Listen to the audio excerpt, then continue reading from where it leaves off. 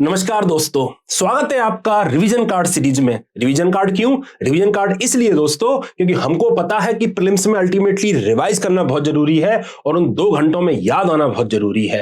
दोस्तों, इस revision card series में हम उन सारी हाई आउटपुट थीम्स के कंटेंट डिस्कस करने वाले हैं, ऐसे फॉर्म में डिस्कस करने वाले हैं ताकि आपको रिवीजन करने में, याद करने में आसानी हो। तो आज हम डिस्कस करेंगे जनरल साइंस का micro organism topic. Micro organism UPSC के एक बहुत फेवरेट थीम है। Every year you will see questions from micro organism. या तो क्वेश्चन आ जाएगा इनके स्ट्रक्चरल डिफरेंशिएशन के ऊपर कि भाई वायरस कैसे अलग है, बैक्टीरिया कैसे अलग है, एल्गाई में अलग चीज क्या होती है, या क्वेश्चन आता है इन माइक्रो ऑर्गेनिजम्स के इकोसिस्टम में रोल के ऊपर। इकोसिस्टम में या तो एनवायरमेंट में क्या रोल है, या फिर हमारे लिए इंडिविजुअल ह्यूमन बीइंग्स के लिए भी इनका क्या रोल है। तो मेजरली क्वेश्चन हम इन 2 कैटेगरी में डिफाइन कर सकते हैं कि भैया स्ट्रक्चरली इनमें क्या डिफरेंसेस है और इनका इकोसिस्टम में या इन चीजों में क्या रोल है, ह्यूमंस के लिए क्या रोल है। तो वैसे ही हमने अपने रिवीजन कार्ड को डिवाइड कर रखा है स्ट्रक्चर ऑफ माइक्रो ऑर्गेनिजम्स में, कि डिफरेंट डिफरेंट कैरेक्टरिस्टिक्स के तौर पर कैसे इनको हम कंपेयर करते हैं, एंड ऑल्सो इसका इकोसिस्टम में क्या रोल है। इसके पहले कि दोस्तों हम इन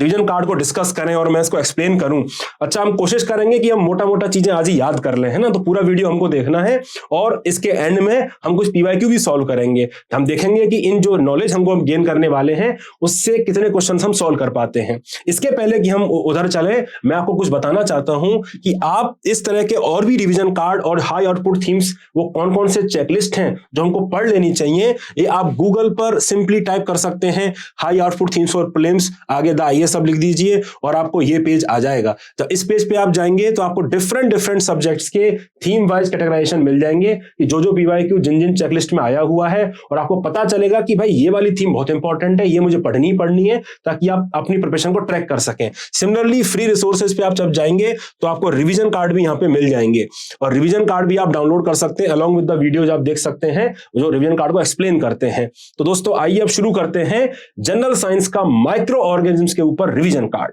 ठीक है, अच्छा इसके पहले मैं इसको डिस्कस करूं, रिवीजन कार्ड को डिस्कस करूं, आइए कुछ बेसिक चीजों को रिवाइज कर लेते हैं, क्योंकि यूपीएससी में हम जिन जिन पैरामीटर को भी डिस्कस करने वाले हैं उसके पीछे एक थोड़ा बेसिक पार्ट है। एक तो बेसिक पार्ट यह आता है कि प्रोकैरियोट और यूकैरियोट में क्या अंतर है, प्रोकैरियोट एंड यूकैरियोट में क्या अंतर है। ठीक है, तो ये हमको पता है कि जो सेल स्ट्रक्चर का कंपोजिशन है उसके बेसिस पर ये 2 मोटे मोटे क्लासिफिकेशन किए गए हैं। सेल स्ट्रक्चर मतलब जो हमारा ट्रेडिशनल सेल स्ट्रक्चर था, ट्रेडिशनल का मतलब जो सबसे पहले जब सेल बनी तो वो किस सेंस में बनी, तो वो सिंपल सेंस में बनी, वो कॉम्प्लेक्स नहीं थी, उसमें काफी सारी चीजें थी जो उस सेल में नहीं आती थी। फॉर एग्जांपल उसमें न्यूक्लियस नहीं होता था, उसमें जो डिफरेंट ऑर्गेन्स होते थे, ऑर्गेन्स कौन कौन से, आप माइटोकॉन्ड्रिया की बात कर लीजिए, आप सेंटर की बात कर लीजिए, आप लाइसोसोम की बात कर लीजिए, ये डिफरेंट सेल में जो ऑर्गेनल्स होते थे वो मेम्ब्रेन से बाउंड नहीं होते थे। ठीक है, तो ये वाली जो सेल थी जो ट्रेडिशनल मतलब जो स्टार्टिंग में बनी थी, जो अर्लीस्ट डेवलपमेंट ऑफ सेल्स था, दैट वाज प्रोकैरियोटिक सेल। ठीक है, तो इस मेम्ब्रेन का अल्टीमेटली काम क्या होता है, काम होता है कि जो मटेरियल इसके थ्रू जाता है, जैसे हमारा आरओ की मेम्ब्रेन काम करती है, वैसे ही जो मेम्ब्रेन है ये फिल्टर करती है कि कौन सा मटेरियल अंदर जाएगा, कौन सा मटेरियल अंदर नहीं जाएगा। तो ये जो मेम्ब्रेन बाउंड ऑर्गेनेल्स हैं, या मैं न्यूक्लियस की बात कर लूं, सेंटर के न्यूक्लियस सेल के न्यूक्लियस की बात कर लूं, ये दोनों चीजें प्रोकैरियोटिक सेल्स में एब्सेंट रहती हैं। ये हमें पता है, मैं रिवाइज करा रहा हूं आपको क्योंकि आपको आगे काम आएगा और मोर नंबर ऑफ रिवीजन से आपको याद भी हो जाएगा। सिमिलरली यूकैरियोट की हम बात करें, इसमें ये दोनों चीजें हमको प्रेजेंट होती हैं क्योंकि cell have now become far more complex, cell में काफी ज्यादा फंक्शंस होते हैं। ठीक है, तो मोटा मोटा 2 कॉन्सेप्ट हमने रिवाइज कर लिए, प्रोकैरियोटिक सेल्स और यूकैरियोटिक सेल्स। ठीक है, इसको हम आगे यूज करेंगे। अनदर इंपॉर्टेंट पार्ट इज कि ये डिफरेंट डिफरेंट ऑर्गेनिजम्स होते हैं, ये खाना कैसे बनाते हैं, ये अपनी एनर्जी एंड न्यूट्रिशन कहां से लेते हैं। तो इसके पार्ट पे भी ये 2 कैटेगरी में इसका डिवीजन किया हुआ है। कौन सी दो कैटेगरी में किया हुआ है, हमको पता है कि न्यूट्रिशन कैसे लेते हैं, इसके बेसिस पर या तो ये ऑटोट्रॉप्स हो सकते हैं या ये हीटरोट्रॉप्स हो सकते हैं। हीटरोट्रॉप्स हो सकते हैं। ऑटोट्रॉप्स का मतलब जो अपना खाना खुद बनाते हैं, ऑटो खुद बनाते हैं। खुद बनाने के क्या तरीके हैं, 2 तरीके मेजरली हैं, या तो ये फोटोसिंथेसिस के थ्रू खाना बना सकते हैं, फोटोसिंथेसिस के थ्रू खाना बना सकते हैं, या ये केमिकल रिएक्शन के थ्रू खाना बना सकते हैं। ठीक है, कीमोट्रॉप्स इनको बोलेंगे हम।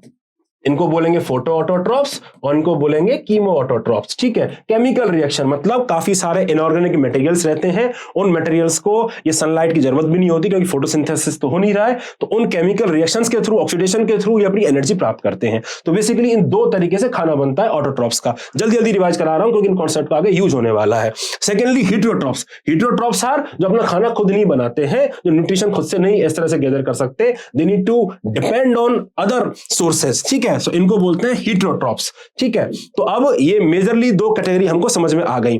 अनदर इंपॉर्टेंट हेटेरोट्रॉप्स का एग्जांपल, फॉर एग्जांपल जो डिकम्पोजर्स होते हैं। डिकम्पोजर्स मतलब जैसे जो भी खाना हमने फेंक दिया वो सड़ता है, गलता है ना, तो वो जो सड़ना गलना है अल्टीमेटली बॉडी किसी की एनिमल की जो सड़ रही है, गल रही है, या कुछ खाना फट रहा है, गल रहा है, वो कहीं डिकम्पोज तो हो रहा है। तो डिकम्पोज होने का मतलब क्या है, कुछ माइक्रो ऑर्गेनिज्म उन बॉडी मटेरियल को, उन खाने के जो डिफरेंट एलिमेंट्स हैं उनको खा रहे हैं, उनको तोड़ रहे हैं, उन्हीं को बोलते हैं डीकम्पोजर्स। क्या बोलते हैं, डीकम्पोजर्स। तो majorly bacteria and fungi are the major decomposers. Bacteria and fungi are the major decomposer of the ecosystem. Decomposer सफाई करते हैं इकोसिस्टम की। बात आपको समझ में आ गई। तो मोटा मोटा हमने दो कॉन्सेप्ट रिवाइज कर लिए। एक तो भैया इस सेल का स्ट्रक्चर कैसे होता है, प्रोकैरियोटिक होता है, यूकैरियोटिक होता है, मेजर न्यूक्लियस का डिफरेंस है, जो ऑर्गेनेल्स हैं वो मेम्ब्रेन बाउंड होते हैं, when it comes to eukaryotic, prokaryote में नहीं होते हैं। बार बार रिवाइज करिए ताकि आपको याद हो जाए। अनदर इंपॉर्टेंट पार्ट हमने क्या डिस्कस किया, हमने डिस्कस किया कि भाई ये जो खाना बनाने वाली प्रक्रिया है, न्यूट्रिशन कौन बनाता है, इसके हम पे डिपेंडेंसी हम किस पे कितनी ज्यादा है, इसके बेसिस पर हमने डिवाइड किया ऑटोट्रॉप्स में और heterotrophs. Autotrophs further divided into chemo autotrophs मतलब केमिकल रिएक्शन जो खाना बनाते हैं, एंड ऑटोट्रॉप्स जो बेसिकली फोटोसिंथेसिस के थ्रू अपना न्यूट्रिशन पूरा करते हैं। On the other hand heterotrophs में कैटेगरी फॉर एग्जांपल आती है सैप्रोफाइट्स की, दैट इज डिकम्पोजर्स, है ना, तो दूसरों पे डिपेंडेंट होते हैं। बात आपको समझ में आ गई। सिमिलरली पैरासिटिक भी होते हैं जिसमें हम दूसरों पे लिविंग तरीके से डिपेंडेंट होते हैं न्यूट्रिशन प्राप्त करने में। तो बेसिकली हमने देखा इस तरह से डिवीजन हुआ पड़ा है। आइए अब इन पैरामीटर्स को हमको थोड़ा मोटा मोटा आइडिया लग गया है। अब देखते हैं कि majorly bacteria, archaea, protozoa, fungi, algae और वायरस में क्या डिफरेंस है। अब इस बैकग्राउंड में इसको समझने का थोड़ा सा हम प्रयास करते हैं। एक मिनट हमको दीजिए। ठीक है, तो दोस्तों बैक्टीरिया और आर्चिया जो है they belong to prokaryotic group. Prokaryotic का मतलब क्या होता है, प्रोकैरियोटिक का मतलब होता है कि भैया जो सेल में जो डिफरेंट ऑर्गेनेल्स रहेंगे उनमें मेम्ब्रेन नहीं होगी, उनमें न्यूक्लियस नहीं होगा। इसके अलावा जो भी ग्रुप आप देख रहे हैं, प्रोटोजोआ, फंगाई, एल्गाई, ये तीनों यूकैरियोटिक ग्रुप में आते हैं। यूकैरियोटिक का मतलब यही होता है कि उनमें न्यूक्लियस होगा और ऑर्गेनेल्स जो है वो मेम्ब्रेन बाउंड होंगे। तो हम देख सकते हैं प्रोकैरियोटिक सेल, यूकैरियोटिक। ठीक है, इसमें आप देख रहे हैं कि मेम्ब्रेन बाउंड ऑर्गेनेल्स एब्सेंट होते हैं क्योंकि दोनों प्रोकैरियोटिक हैं, और इन तीनों में ये प्रेजेंट होते हैं। अब आप बोलेंगे कि सर वायरस का भी तो कुछ बता दीजिए। तो देखो भाई, वायरस की बात ऐसी है कि वायरस के ऊपर तो बहुत डिबेट है, क्योंकि ज्यादातर हम लोग मानते हैं कि यार जो लिविंग मैकेनिज्म्स हैं, लिविंग मैकेनिज्म्स वो हैं जिनके अंदर सेल स्ट्रक्चर है, बट वायरस तो सेल स्ट्रक्चर है ही नहीं वायरस के पास। तो virus does not have any cell structure, तो फिर हम इसको कैसे क्लासिफाई करें, क्योंकि वायरस जब बाहर होता है बिना सेल स्ट्रक्चर का, ओनली थिंग वायरस है इज जेनेटिक मटेरियल, है ना, बहुत सारी प्रोटीन का बना रहता है, अपना कुछ जेनेटिक इंफॉर्मेशन लेके रहता है, लेकिन इनर्ट होता है, बाहर रहता है तो इनर्ट होता है, कुछ नहीं रेप्लिकेट करेगा, ना उसको खुद का खाने का सोर्स है, क्योंकि सेल स्ट्रक्चर ही नहीं है ना उसके पास। इसलिए वायरस एक अलग ही दुनिया है। लेकिन वायरस जैसे ही होस्ट के पास आ जाएगा, किसी भी लिविंग एंटिटी में, सेल में वो घुस गया, तो उस सेल के जो न्यूक्लियर जो सब्सटेंस है उसको वो कंट्रोल करता है, उसका जो रेप्लिकेशन है, उसका जो मोडस ऑपरेंडी है सेल को बटने का, सेल के डिफरेंट रिप्रोडक्शन, उसको वो चेंज करता है। तो इसीलिए वायरस को हम नॉन लिविंग भी बोलते हैं और लिविंग भी बोलते हैं। इसीलिए डिबेट काफी ज्यादा है, क्योंकि वो अपने से कुछ नहीं कर सकता, लेकिन वो अगर लिविंग एंटिटी में आ गया तो काफी कुछ उसका चेंज कर सकता है। ठीक है, इसलिए वायरस जो है उनमें सेल होते ही नहीं है। ठीक है, viral are ultimately non cellular. ठीक है, क्या क्या लिखा हुआ है, they are non cellular, basically obligate intracellular. Obligate का मतलब it is obligatory on them to be dependent on other cells, because obligatory का मतलब दूसरों पे डिपेंडेंसी, ऑब्लिगेशन है, खुद का तो सेल स्ट्रक्चर है ही नहीं।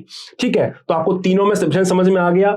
ठीक है, आपको यह समझ में आ गया कि मेम्ब्रेन बाउंड ऑर्गेनेल्स प्रेजेंट होंगे कि नहीं होंगे। इसमें तो होंगे ही नहीं, क्योंकि इसमें सेल स्ट्रक्चर ही नहीं है, तो बात ही नहीं आती है। क्लियर हो गया। अब हम बात करते हैं सेल वॉल कंपोजिशन की। तो सेल वॉल कंपोजिशन, अब मैं याद करने के लिए आपको बता रहा हूं कि ये बैक्टीरिया और आर्चिया है, ये दोनों प्रोकैरियोटिक ग्रुप के हैं, ये समझ में आ गया। हमको ये भी समझ में आ गया। मैं आपको एक चीज और बता रहा हूं कि बैक्टीरिया और आर्चिया मोस्टली सिमिलर ही चीजें हैं। आपको ज्यादा दिमाग पे जोर मत डालिएगा, दोनों सिमिलर चीजें हैं। डिफरेंस कहां है? डिफरेंस इनका मोस्टली दो चीजों पे आ जाता है और दोनों डिपेंडेंट हैं एक दूसरे पे। क्या है? पहली चीज तो यह है कि इनका जो सेल वॉल स्ट्रक्चर है वो डिफरेंस है।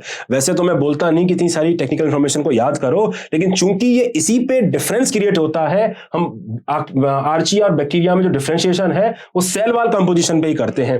ये जो पेप्टिडोग्लाइकेन नाम का जो एलिमेंट है ये इनकी सेल वॉल स्ट्रक्चर में पाया जाता है, दैट इज इन बैक्टीरिया। लेकिन आर्चिया में ये नहीं मिलता है। आर्चिया में ये पेप्टिडोग्लाइकेन है, ये नहीं फॉर्म होता है, ये नहीं वहां पे होता है। और चूंकि ये इंपॉर्टेंट एलिमेंट ऑफ डिफरेंशिएशन है, इसीलिए हमको ये याद करना पड़ेगा, ये स्टेटमेंट में आ सकता है। And because this element is not present in the cell wall, इसकी वजह से उस सेल को यूनिक कैरेक्टरिस्टिक मिलती है। क्या कैरेक्टरिस्टिक मिलती है? Because of that these archaea can survive in very extreme environment। क्योंकि बैक्टीरिया तो हमको पता है, बैक्टीरिया तो सब जगह मिलता है, almost in everything we can see bacteria including human body. Human bodies में, हमारे गट में, हमारे हाथों में बैक्टीरिया होता है, हमको पता है, ठीक है। सिमिलरली दुनिया जहां जहां लिविंग ऑर्गेनिज्म सब जगह बैक्टीरिया, ये भी हमको पता है। आर्चिया लेकिन काफी जो एक्सट्रीम एनवायरमेंट है वहां भी सर्वाइव करता है। हाईली एसिडिक एनवायरमेंट को ले लीजिए, बहुत ज्यादा टेम्परेचर वहां पे हो रखा है, उस एनवायरमेंट को ले लीजिए, बहुत ज्यादा ठंड वहां पे हो रखी है,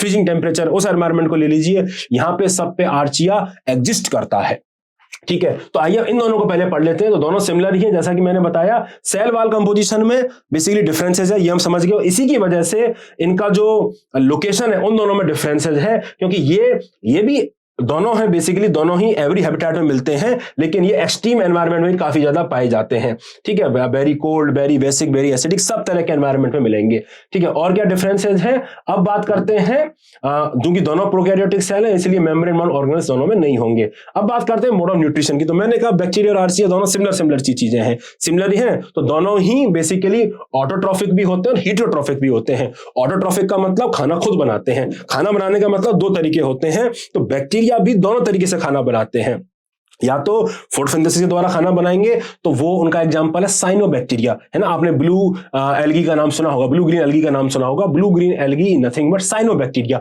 एक बैक्टीरिया का ही वो टाइप है और वो फोटोसिंथेसिस से खाना बनाता है। तो अपने दिमाग में क्लियर करिएगा कि बैक्टीरिया कैन ऑल्सो फोटोसिंथेसिस, है ना। बैक्टीरिया भी फोटो ऑटोट्रॉफ्स हो सकते हैं, ये प्रीलिम्स में क्वेश्चन आ सकता है। Similarly they can be chemo autotrophs as well, क्योंकि आपको पता होगा बहुत सारे एनवायरमेंट में जहां पे सनलाइट नहीं पहुंचती है, जहां पे, तो ये क्या करते हैं, काफी इनऑर्गेनिक कंपाउंड को ऑक्सीडाइज करके अपनी एनर्जी बनाते हैं, ठीक है। स्पेशली अगर सी के बॉटम में बात करूं, है ना, ऐसी जगहों पे जहां काफी डेंसिटी है, काफी अंधेरा है, वहां पे इस तरह का मैकेनिज्म से, केमिकल रिएक्शन से अपना खाना बनाते हैं। Similarly they can be heterotrophs also. Heterotrophs का मतलब they are dependent on other, ठीक है। तो एक तो हमको पता ही है पैरासिटिक एक तरीका होता है, मतलब बैक्टीरिया जो हमको बीमार करता है, ठीक है। बहुत सारे बैक्टीरिया हैं जिनसे हमको बीमारियां होती हैं, डिप्थीरिया, परडियोसिस, टीबी, है ना। तो इन सब बीमारियों से हमको, बीमारी में क्या होता है, बैक्टीरिया हमारे अंदर ही पनपता है, तो बेसिकली न्यूट्रिशन हमसे ही खींचता रहता है, पैरासिटिक रिलेशनशिप में होता है। या फिर बैक्टीरिया क्या करता है, हीटोट्रॉफ्स में डिकम्पोजर की तरह एक्ट करेगा, वो सड़े गिले जो हमारा पदार्थ होते हैं उनको और ज्यादा डिकम्पोज करेगा, वहां से अपना न्यूट्रिशन लाएगा।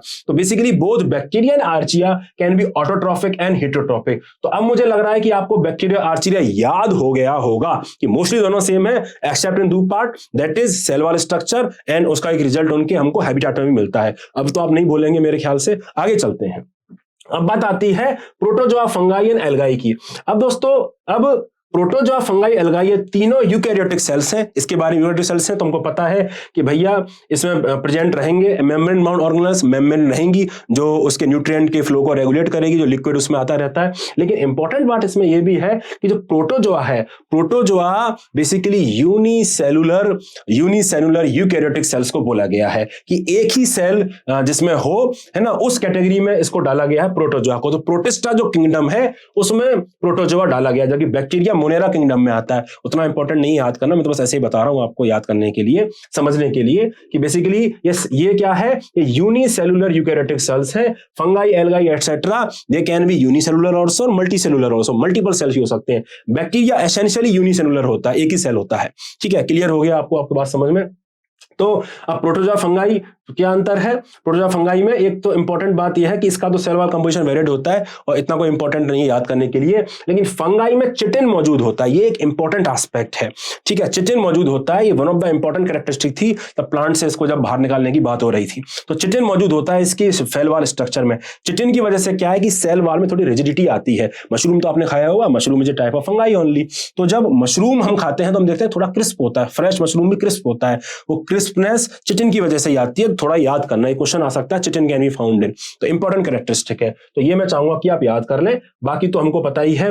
अब बात करते हैं कि भैया खाना कैसे बनाते हैं। तो जो प्रोटोजोआ है, एक सेकेंड, जो प्रोटोजोआ है it is heterotroph in nature. Heterotroph का मतलब it is dependent on others for the nutrition. ठीक है, दूसरों पे न्यूट्रिशन है और इसको बोला गया है holozoic mode of nutrition. Holozoic mode of nutrition. Holozoic mode of nutrition क्या होता है? Holozoic of mode of nutrition is different from holophytic mode of nutrition. Holozoic का मतलब क्या है कि आप कोई भी आपका फूड आर्टिकल है उसको इंजेस्ट करके खा रहे हैं, मतलब आपके पेट में वो खाना पच रहा है। जैसे ह्यूमंस खाते हैं, है ना, जैसे काऊ खाती है, बफेलो खाती है, वो बाहर का खाना लेके अपने पेट में लेती है और स्टमक में वो इंजेस्ट होता है। So this is called holozoic mode of nutrition. ये इंपॉर्टेंट टर्म है, यहाँ पे पूछ सकते हैं कि holozoic mode of nutrition associated with, it is associated with protozoa. ठीक है, ये हमको याद होना चाहिए। हमारे संग भी है, ह्यूमंस के संग भी है, लेकिन how it is different from other type, that is holophytic nutrition. दोस्तों होलोफाइटिक न्यूट्रिशन में क्या होता है कि जो खाना है, जो न्यूट्रिशन है, जो एनर्जी पार्टिकल्स जिसमें स्टोर, मतलब एनर्जी इसमें स्टोर करी जाती है, डिफरेंट फॉर्म ऑफ एनर्जी, वो बाहर ही स्टोर हो जाती है। एज सच कोई इंजेक्शन नहीं होता। जैसे प्लांट होता है, प्लांट की पत्तियां जब फोटोसिंथेसिस करती हैं तो कोई अंदर खाना थोड़ा ना लेती हैं, वो वहीं की वहीं जो सनलाइट होती है उसको केमिकली अल्टर करके फिर उसमें एटीपी उसको बना देते हैं। तो बेसिकली फोटोसिंथेसिस से सीधा एनर्जी उनको मिलती है थ्रू दिस प्रोसेस। ऐसा कोई इंजेक्शन उसमें नहीं होता। That is how it is different, that is how it is different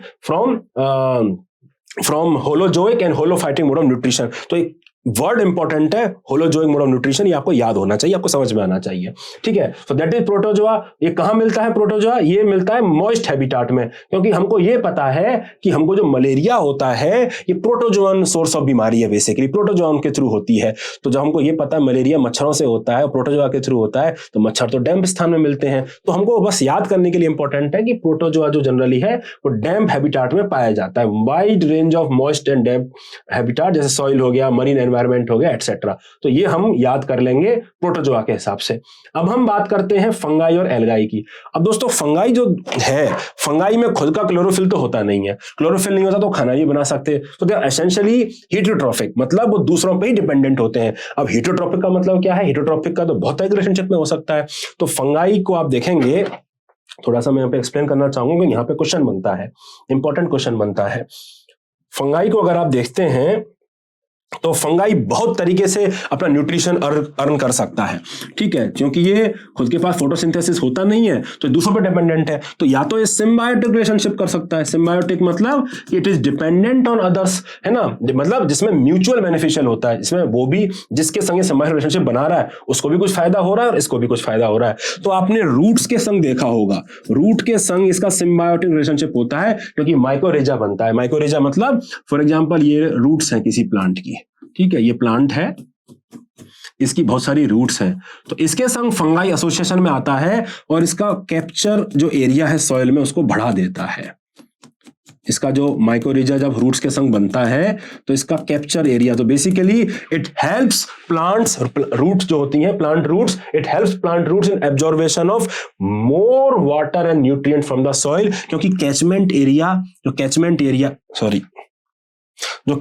area है वो बढ़ा दिया गया है माइकोरेजिया फंगस के द्वारा। तो फंगस ने क्या काम किया प्लांट की रूट्स के लिए? उसको मोर न्यूट्रिशन और वाटर दिया, क्योंकि कैचमेंट एरिया उसका बढ़ा दिया, उसका एरिया ऑफ कैप्चर बढ़ा दिया। On the other hand plant ने क्या काम किया फंगस के लिए? उसको न्यूट्रिशन दे दिया, क्योंकि प्लांट तो एसेंशियली खाना बनाता है, फोटोसिंथेसिस करता है, तो उसको उसने न्यूट्रिशन दे दिया। सिमिलरली इसका एक और सिम्बायोटिक रिलेशनशिप होता है, उसका नाम है लिचन। ये यूपीएससी में पूछा भी हुआ क्वेश्चन है। लिचन में क्या होता है? ये एल्गी के संग बनाता है, एल्गी प्लस फंगस रिलेशनशिप। तो फंगस क्या करता है? फंगस इसको वाटर एंड प्रोटेक्शन देता है, प्रोटेक्शन, ठीक है, इसको कवर करता है बाहर के एक्सटर्नल एनवायरनमेंट से। ऑन द अदर हैंड जो एल्गाई है इसको फूड देता है, तो बेसिकली फूड के लिए it is dependent upon in both the cases photosynthesis, ठीक है। तो एक तो तरीका ये हो गया हेटरोट्रॉप्स में। दूसरा क्या था कि डिकम्पोजर, कि ये जो सड़ा गला पदार्थ होता है जिसमें फंगस लग जाती है कई बार, तो वहां से उसको डिकम्पोज कर करके वहां से अपना खाना बनाता है, मतलब खाना ग्रहण करता है, अपना न्यूट्रिशन ग्रहण करता है।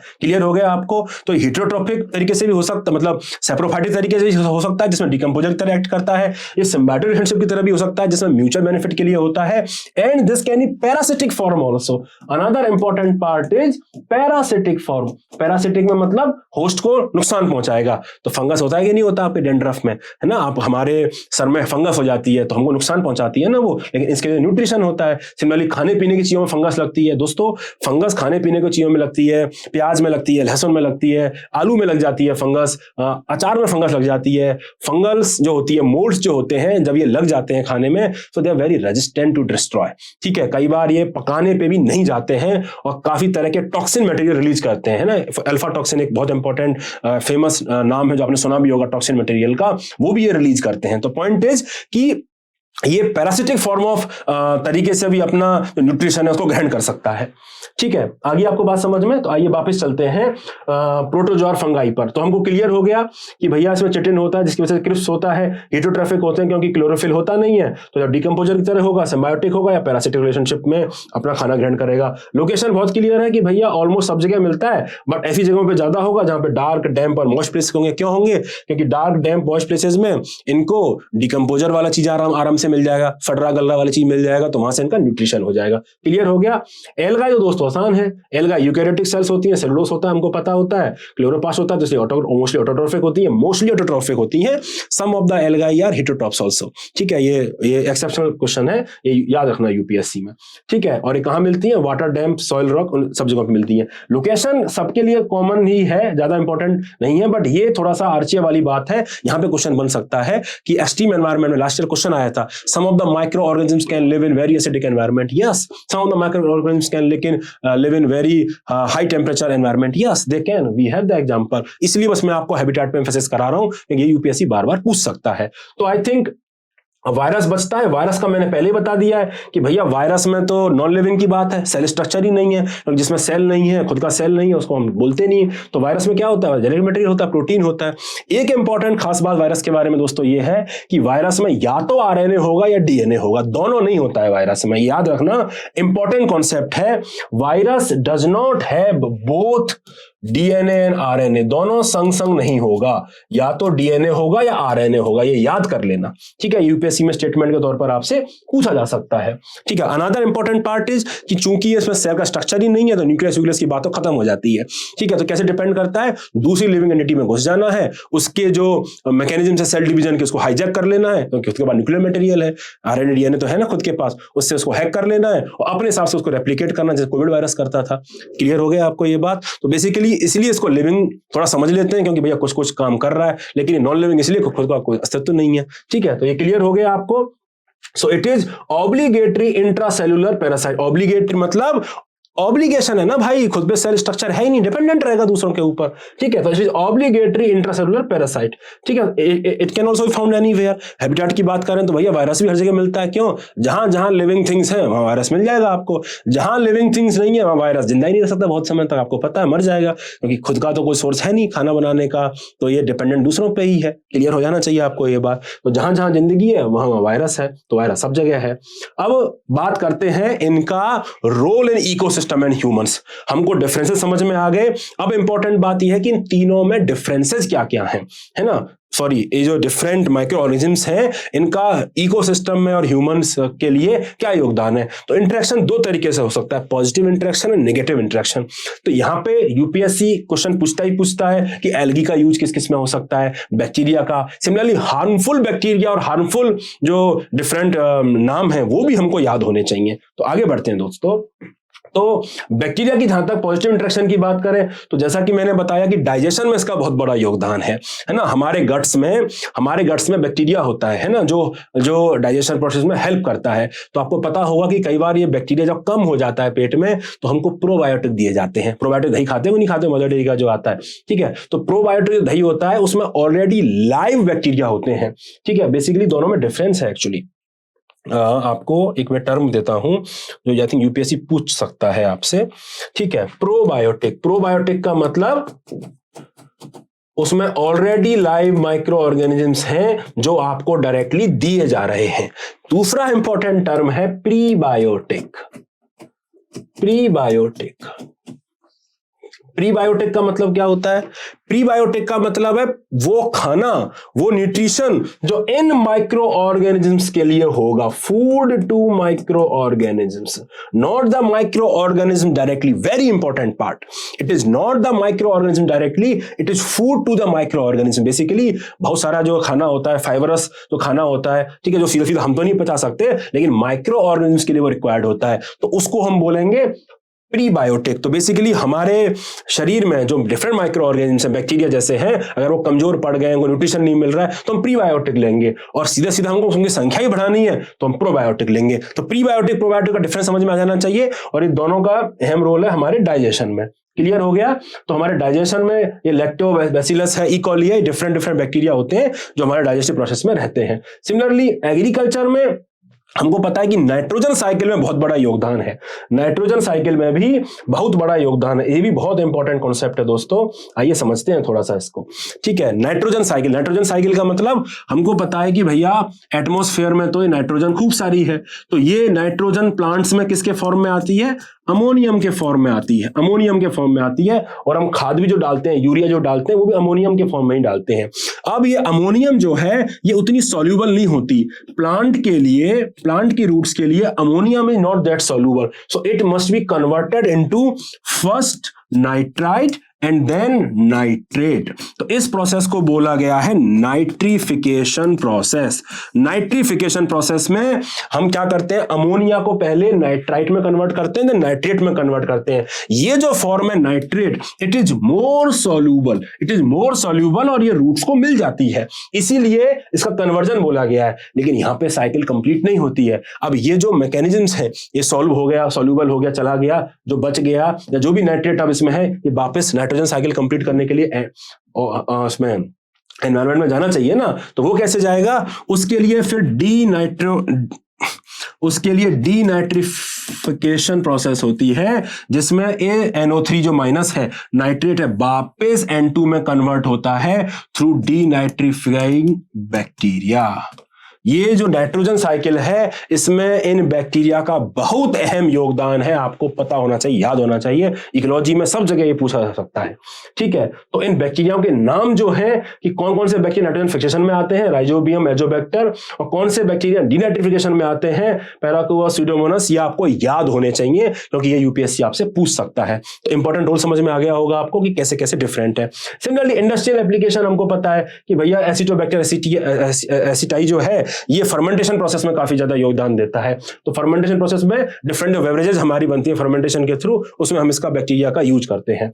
सिमिलरली बायोरेमेडिएशन प्रोसेस, काफी सारे बैक्टीरिया जो है, जो ऑयल स्पिलेजेस हो जाते हैं, पोल्यूशन सॉइल में काफी होता है, या उन जितने भी जो पॉल्यूटेंट पार्टिकल हैं उनको अपने अंदर समेट लेते हैं, उनको अपने अंदर ले लेते हैं, और इससे बायोरेमेडिएशन प्रोसेस में बहुत बड़ा हेल्प मिलता है। तो इंपॉर्टेंट कॉन्सेप्ट है बायोरेमेडिएशन। इसमें भी आप इन दो बैक्टीरिया का नाम याद कर सकते हैं, यूपीएससी आपसे पूछ सकता है कि कंटामिनेंट को कैसे एब्जॉर्ब करते हैं। हैवी कंटामिनेंट को, स्पेशली जो हैवी मेटल के कंटामिनेंट होते हैं, उनको भी एब्जॉर्ब करते हैं। मेडिकल एप्लीकेशन तो हमको पता ही है कि वैक्सीन प्रोडक्शन में, जेनेटिक टेस्टिंग, सबके लिए इनका यूज होता रहता है। सिमिलरली नेगेटिव साइड में बात करें तो यहां पे एक इंपॉर्टेंट क्वेश्चन बनता है कि जो डिफरेंट बीमारीज हैं, इनका बैक्टीरियल ओरिजिन है कि वायरल ओरिजिन है कि फंगस से हो रही हैं, ये हमको पता होना चाहिए। तो भैया diphtheria, pertussis, leprosy, plague, tetanus, syphilis, gonorrhoea, सारी बैक्टीरियल ओरिजिन की बीमारियां हैं। ये क्लासिफिकेशन आपको याद होना चाहिए, रट्टा मार लो आप इनको, और ताकि ये क्वेश्चन गलत ना हो बिल्कुल भी, ठीक है। तो बेसिकली पॉजिटिव और नेगेटिव इंटरेक्शन दोनों हमने पढ़ लिए।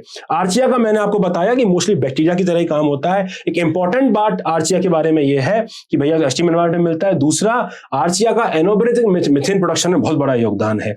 बेसिकली जो रूमिनेंट एनिमल्स होते हैं, रूमिनेंट एनिमल्स कौन होते हैं? जो जुगाली करके खाना खाते हैं, गाय हो गया, भैंस हो गया, ठीक है, तो उसके पेट में जो मीथेन प्रोडक्शन होता है वो आर्चिया के द्वारा होती है, ठीक है। तो मेथोजेनिक जो आर्चिया है इसी के लिए बोला गया कि मीथेन प्रोड्यूस करता है। ये बहुत इंपॉर्टेंट बात है, इसको याद कर लीजिएगा, ठीक है। हार्मफुल उतना ज्यादा पता नहीं चला अभी तक इसके बारे में। प्रोटोजोआ का हार्मफुल तो आपको पता ही है, मलेरिया पैरासिटिक बीमारी आपको हो जाती है। लेकिन अगर मैं फायदे की बात करूं तो डीकंपोजर के तौर पे काफी ज्यादा काम करता है, ये हमको पता ही है कि डीकंपोजर होगा, है ना, उस तरीके से काफी ज्यादा काम करेगा। जेनेटिक स्टडी के लिए भी यूज कर लेंगे।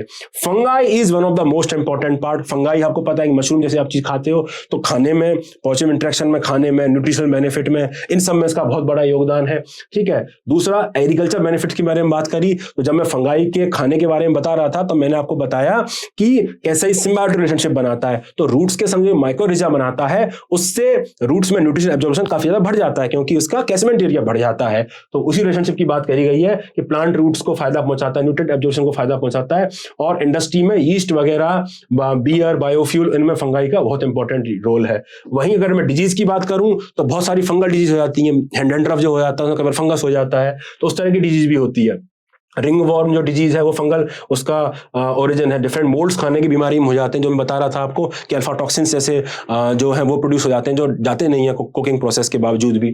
सिमिलरली मेनिंगिटिस हो जाती है, ये भी फंगल ओरिजिन का बीमारी है। लेकिन इंपॉर्टेंट बात यह है कि अनलाइक बैक्टीरिया, फंगाई जो है वो एंटी बैक्टीरियल जो एलिमेंट्स होते हैं, एंटी बैक्टीरियल जो दवाएं होती हैं उन पे काम नहीं करते हैं, क्योंकि ultimately fungi are eukaryotic cells and bacteria are prokaryotic cells, ठीक है। ये इंपॉर्टेंट है, तो ये क्वेश्चन आपको उसमें आ सकता है जो नया पैटर्न आ गया है ना, असर्शन रीजन वाला, ठीक है। स्टेटमेंट 1 दैट एंटी बैक्टीरियल जो मेडिसिन है do not work on fungi. Statement 2 why they do not work, because one is prokaryotic another eukaryotic. So yes, it is the correct explanation of statement 1, very important topic, ठीक है। तो यहाँ पे question बन सकता है, इसका आप याद रख लेना। सिमिलरली खाने में जो मोल्ड्स बन जाते हैं, फंगाई लग जाता है, वो भी हमको डिस्कस कर चुके हैं हार्मफुल रिएक्शन में, ठीक है। Algae is very important. Algae अपने आप में रिच सोर्स ऑफ न्यूट्रिएंट है, ये हमको पता है। आपने अगर का अगर नाम सुना है, AGAR, अगर, तो अगर is a very important type of algae, ठीक है, क्योंकि माइक्रो न्यूट्रिएंट का सोर्स है और इसका बहुत ज्यादा डिफरेंट इंडस्ट्री में इसका योगदान है। आइसक्रीम बनाने में, जेली बनाने में, खाने पीने की चीजें बनाने में, बेवरेज बनाने में, लिपस्टिक बनाने में बहुत इंपॉर्टेंट योगदान है। बायोफ्यूल बनाने में भी एल्गाई का आजकल यूज हो रहा है। वही नेगेटिव इंटरेक्शन की बात करूं तो हमको पता है कि एल्गल ब्लूम हो जाता है। अगर न्यूट्रिएंट बहुत ज्यादा आ जाए तो साइनोबैक्टीरिया मल्टीप्लाई करने लगेगा, सॉरी एल्गी जो है मल्टीप्लाई करने लगेगा, एल्गल ब्लूम हो जाएगा। जो एल्गल ब्लूम होगा तो क्या होगा, वहां की जो इकोसिस्टम है वो थ्रेटन हो जाएगा। वहां पे टॉक्सिन जो है वो प्रोड्यूस करने लगेगा। जब टॉक्सिन प्रोड्यूस करेगा तो वहां की जो मरीन जो एक्वाटिक लाइफ है, मरीन लाइफ है, वो खराब हो जाएगी। तो सारे फूड प्रोडक्ट्स हैं वो कंटामिनेट हो जाएंगे, है ना, तो उससे हमको परेशानी होगी। ये भी क्लियर हो गया। वायरस जो है उसका मेडिकल एप्लीकेशन जीन थेरेपी में होता है, लेकिन निगेटिव वाला साइड है वो हमको ज्यादा परेशान करता है, क्योंकि डिफरेंट बीमारी जो है उनका वायरल ओरिजिन होता है। अब किस तरीके से ये डिफरेंट कैटेगरीज को इंपैक्ट करता है, उस हिसाब से वायरस को 2 टाइप में डिवाइड किया गया है। कौन कौन से 2 टाइप है? One is adeno virus and another is retrovirus, ठीक है। अच्छा, एक चीज मैं इसके ऊपर डिस्कस करूं इसके पहले, मैं थोड़ी देर पहले बताया कि वायरस में या तो RNA होगा या DNA होगा, दोनों नहीं होगा। अनदर पार्ट इज जनरली जब प्लांट्स को वायरल बीमारी हो जाती है तो वो सिंगल स्टैंडर्ड RNA की वजह से होता है। ये याद रखना, जनरली इट इज सीन कि प्लांट्स में जो बीमारी होती है, वायरल जो इंपैक्ट करता है वायरस, वो सिंगल स्टैंडर्ड RNA की वजह से होता है, जबकि एनिमल में या तो सिंगल स्टैंडर्ड RNA हो सकता है, डबल स्टैंडर्ड हो सकता है, DNA हो सकता है, उसकी कोई दिक्कत नहीं है। ये जनरल ट्रेंड है। ये NCERT का बहुत इंपॉर्टेंट लाइन है जो मुझे लगा आपको बताना चाहिए, UPSC आपसे पूछ सकता है, ठीक है। सिमिलरली हम बात करते हैं कि किस तरीके से क्लासिफिकेशन करा जा सकता है। तो वायरस का क्लासिफिकेशन बेसिकली 2 तरीके से हो सकता है, बेस्ड ऑन स्ट्रक्चर, कि इसमें जो आपस में एनवेलप है, जो जेनेटिक मटेरियल है, जो प्रोटीन बने हुए हैं, उसका एनवेलप कैसा है, या तो वो नेकेड है या वो एनवेलप में ढका हुआ है, उसके बेसिस पे इसको डिवाइड किया गया है। एडिनो वायरस में, जिसमें डबल स्टैंडर्ड DNA होता है, and that is naked virus, मतलब इसमें कोई एनवेलप नहीं होता है, जेनेटिक मटेरियल ऐसे खुले में रहता है, ठीक है। And it causes pneumonia, conjunctivitis etcetera, जो हमको डेली बेसिस पे देखने को मिल जाता है। है। सिमिलरली रेट्रोवायरस में क्या होता है, सिंगल स्ट्रैंडेड आरएनए होते हैं और उसमें एनवेलप होता है, और एड्स जैसी बीमारियां या कैंसर जैसी बीमारियां ये करता है, एनवेलप होता है। तो ये कैटेगरी के ऊपर कि मटेरियल कैसे प्रेजेंट है, उसके अंदर क्या है, डीएनए है या आरएनए है, उसके बेसिस पे इसको रेट्रोवायरस एडेनोवायरस में डिवाइड किया गया है। और दोनों ही तरह के वायरस से जो बीमारियां हैं वो अलग अलग टाइप की होती हैं। जो हमको कॉमन कोल्ड, फ्लू ये सब होता है वो हमको एडेनोवायरस की वजह से होता है, एड्स वगैरह रेट्रोवायरस की वजह से होता है। और ये डिफरेंट बीमारियां हैं जो जनरली वायरल ओरिजिन की है, दैट इज कोल्ड, हर्पीज, कोविड-19, एड्स, पोलियो, आपको पता ही है। ठीक है, तो दोस्तों हमने अभी तक डिस्कस कर लिया कि स्ट्रक्चरल जो कंपोजिशन है उसके बेसिस पे क्या क्या डिफरेंसेस आते हैं। हमने डिस्कस कर लिया कि रोल ऑफ इकोसिस्टम क्या है, ह्यूमंस के लिए कैसे नेगेटिव इंटरेक्शन है, हमने एग्जांपल भी देखे, तो यूपीएससी आपसे पूछ सकता है। तो आइए अब मैं आपसे कह रहा हूं कि आप इन पीवाईक्यूज को सॉल्व करिए और कमेंट सेक्शन में इनके आंसर पोस्ट करिएगा, क्योंकि लास्ट ईयर यूपीएससी ने पूछे हुए क्वेश्चन है। मैं देख लीजिए, आप खुद से आंसर पोस्ट करिएगा। ठीक है, improper handling and storage of cereal grains results in the production of toxin, alpha toxins, जो जनरली डिस्ट्रॉय नहीं होते हैं। Alpha toxin are produced by, I think बहुत सिंपल आंसर है, आंसर आपको पता है, mould that are of fungal origin. ठीक है, similarly virus lacks enzyme receive generation of energy, एकदम सही स्टेटमेंट है। Virus can be cultured any synthetic medium, गलत बात है, सिंथेटिक हो ही नहीं सकता। इसको कुछ लाइव वेक्टर चाहिए जिससे मल्टीप्लाई हो सके, तो 2 चला जाएगा। ठीक है, virus are transmitted from one organism to another organism by biological vector only, ये गलत है, क्योंकि हमको पता है कि कोविड वायरस बायोलॉजिकल वेक्टर से केवल नहीं आता था, ऐसे भी आता था। फॉर एग्जांपल, अगर सपोज मुझे कोविड हो रखा है, मैंने इस पे छींक दिया और सपोज कोई और पर्सन जाके इस पे हाथ लगा लिया और यूज अपने नाक मुंह पे ले गए, तो उनको वायरस पहुंच जाएगा। तो basically other non biological medium are also there, जिससे वायरस जो है वो ट्रांसफर हो सकता है। ये अलग बात है कि उसका जो लॉन्गेविटी है, जो लाइफ है, वो नॉन बायोलॉजिकल वेक्टर में कम हो जाता है, लेकिन ट्रांसफर तो हो ही सकता है, इसलिए 3 गलत हो जाएगा। ठीक है, virus can infect bacteria, fungi, plants, तो हमने देखा कि वायरस कोई भी जो लिविंग है उसको इन्फेक्ट कर सकता है, तो yes, all 3 of them, it can infect bacteria, fungi, plant, all 3 of them. ठीक है, ये क्वेश्चन हमने अभी किया ही है एडेनो वायरस का। ठीक है, ये आप कर लीजिएगा और कमेंट सेक्शन में बाकी के क्वेश्चन के आंसर आप एक बार देख लीजिए, वीडियो को पॉज करके इन क्वेश्चन के आंसर आप कमेंट सेक्शन में मुझे जरूर डालिएगा। ठीक है दोस्तों, तो अब मुझे आप कमेंट करके बताइए कि और किस थीम पे आप चाहते हैं कि मैं रिवीजन कार्ड आपके लिए बनाऊं और इस तरह के वीडियो हम लेके आए। ठीक है, तब तक के लिए पढ़ते रहिए, रिवाइज करते रहिए, and I wish you all the best. Bye bye, take care.